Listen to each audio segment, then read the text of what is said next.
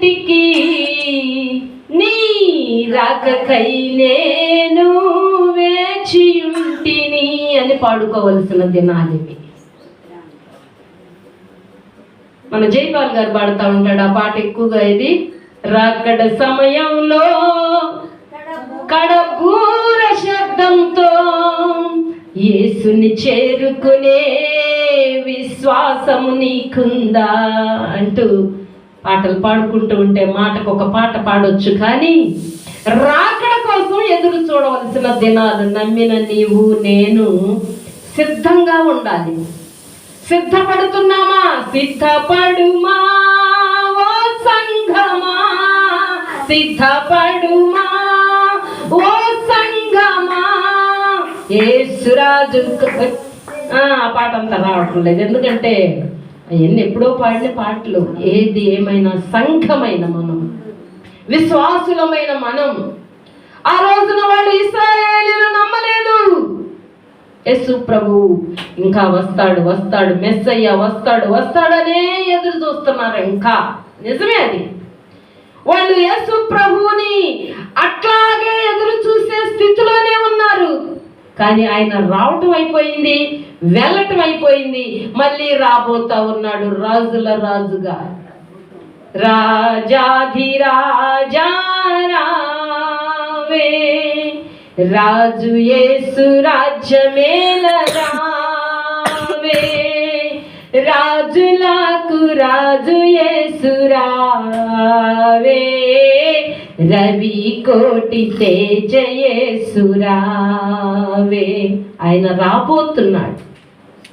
రాబోతున్నవాడుగా ప్రభువుని మనం చూడాలి. యూదా గోత్రపు సింహముగా రాబోతున్న ప్రభువుని చూడాల్సిందే తప్ప ఇంకా ఉయ్యాల్లో లాలి లాలి అని పాడారు నిన్న ఒక చోట.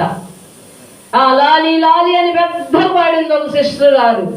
ఇంకా లాలి పాటలు ప్రభువుకు అవసరం లేదు. ఆ పశుశాలలో నీవు పవళించినావా, పరమాత్ముడవు నీవు, పసిబాలుడవు కావు అయ్యా, పసిబాలుడవు కావు. ఆయన పసిబాలుడుగా ఇక మనం చూడకూడదు. క్రిస్మస్లే సెమీ క్రిస్మస్లు ఈ నెలంతా కలిసిపోయాం. పిలిచిన చోటకి వెళ్ళకపోతే మీరు రాలేదు అనే ఒక బాధ వాళ్ళతోటి.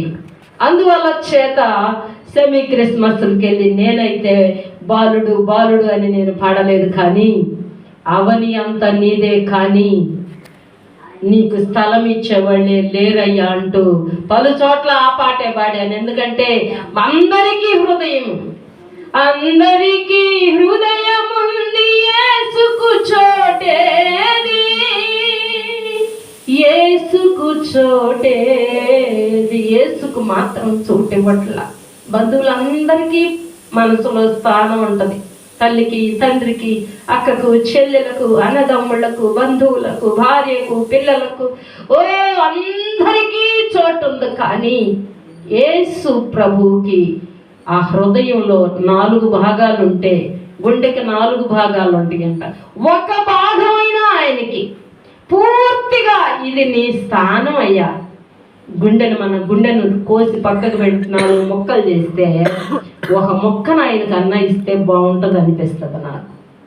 పూర్తిగా ఇవ్వాలి వాస్తవానికి. హృదయమే నీ ఆలయం క్రీస్తు, నీ నామమే నా గానం, విదితము కాదే ఇలలో ఎవరికి వివరింపగను పావన నామం. కాబట్టి హృదురాకమానునాం తెసానన్న బహుమానం తేకమానునాం.